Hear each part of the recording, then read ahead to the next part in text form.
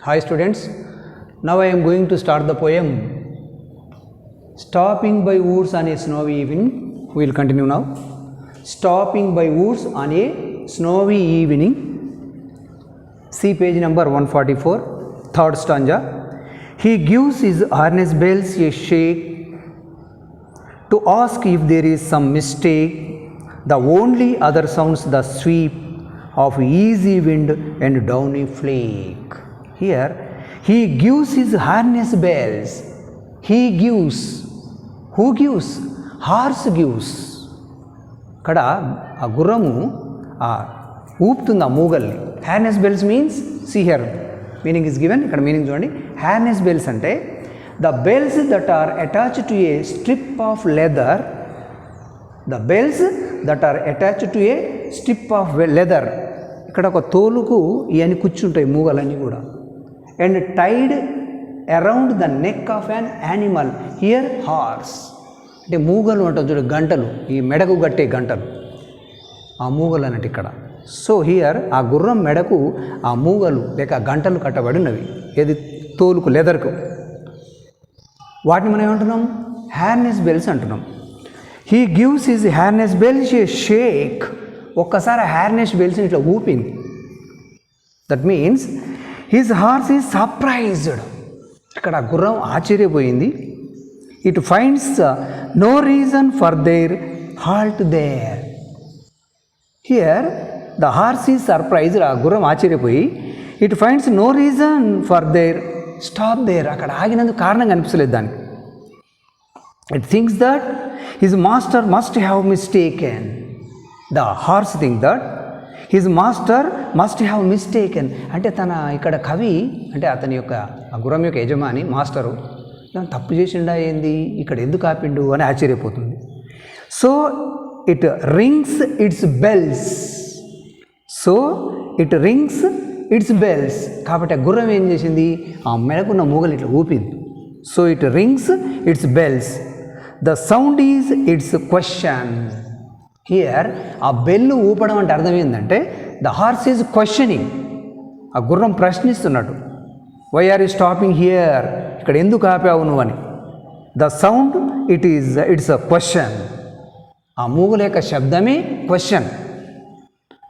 That is its language. ఆ జంతువు యొక్క భాష అది. That is its language. So here communication can be in many various వేస్. ఇట్లా జంతువులు కూడా కమ్యూనికేషన్ ఈ రకంగా చూపిస్తాయి అని చెప్తుండే ఇక్కడ మనకు.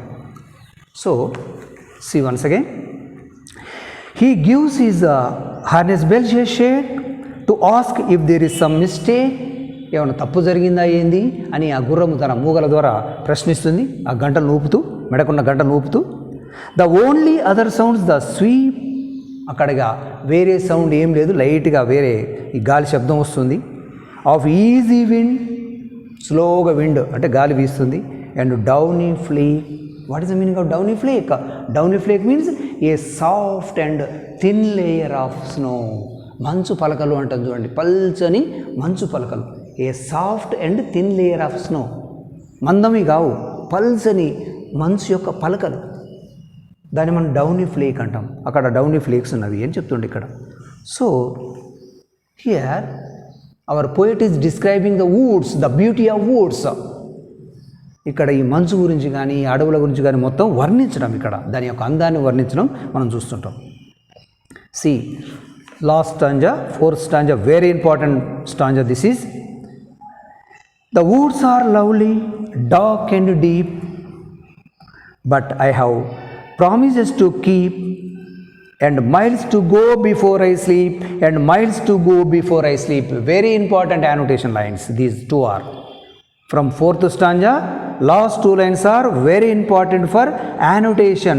మన ఫస్ట్ ఇయర్లో సందర్భాలు ఉంటాయని చెప్పిన ఈ 2 lines ఇస్తుంటాడు మీకు, last 2 lines. And miles to go before I sleep, and miles to go before I sleep. See the beautiful lines, very very important lines. The woods are lovely. Here the woods are lovely. చెట్ల సముదాయం చాలా అందంగా ఉంది అంటుండు. Dark and deep, చీకటిగా ఉంది, డీప్గా ఉంది, దట్టంగా ఉంది. But I have promises to keep. కానీ నేను కొన్ని వాగ్దానాలు నిలబెట్టుకోవాలి.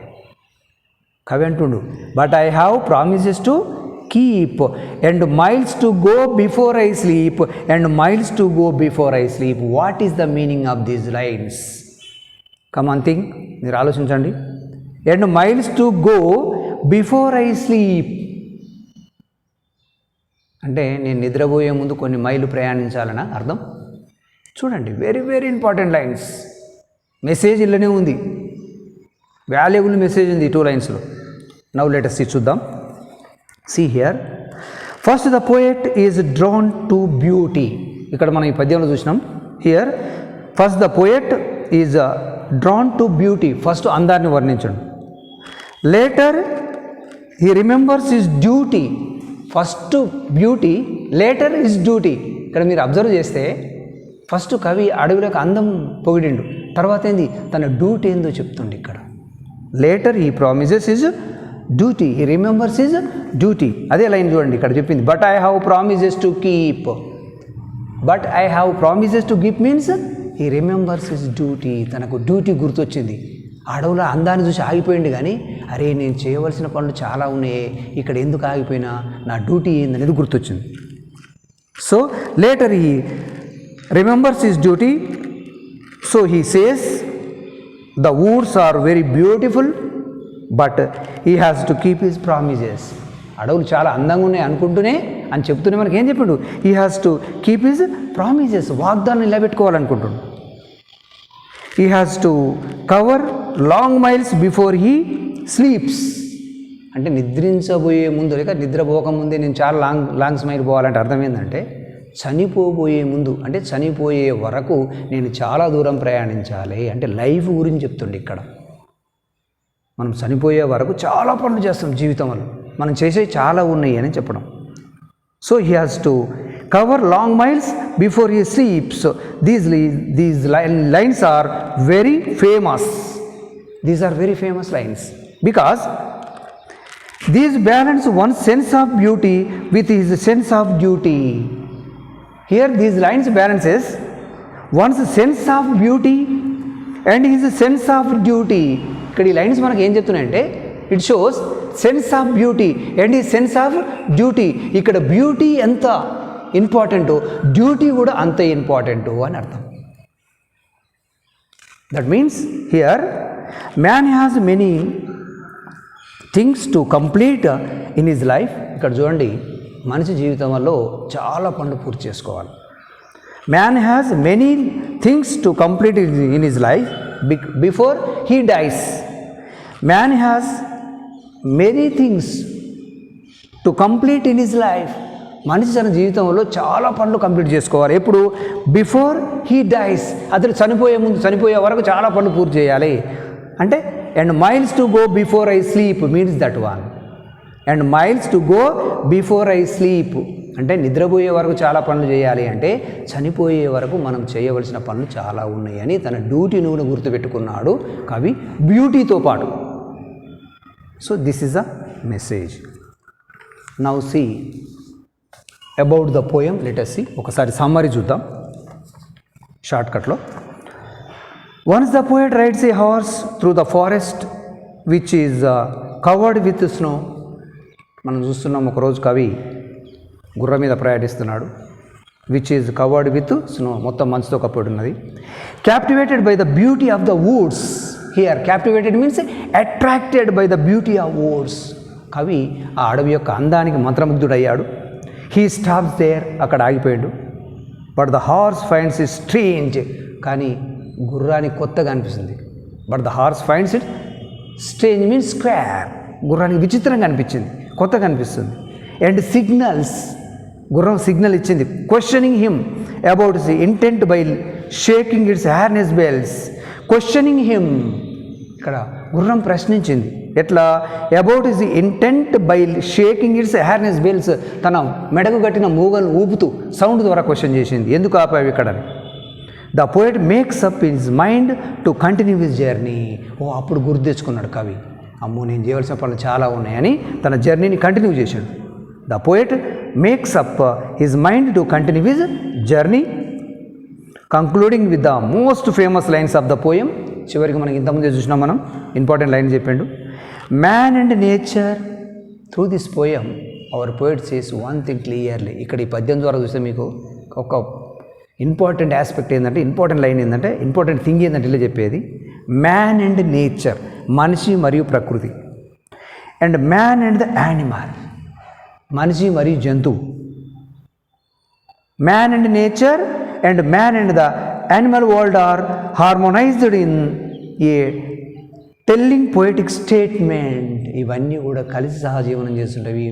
మనిషి తర్వాత ప్రకృతి, తర్వాత మనిషి, తర్వాత జంతువులు అందరూ కూడా మంచిగా ఉండాలి అని చెప్పడం ఈ పద్యంలో. The central focus is not on the woods. Here our poet తన ఫోకస్ మొత్తం కూడా వూడ్స్ మీద పెట్టడమే కాకుండా, the central focus is not on the woods, అడవుల యొక్క అందం మీద పెట్టడమే కాకుండా, but on the duties to be performed.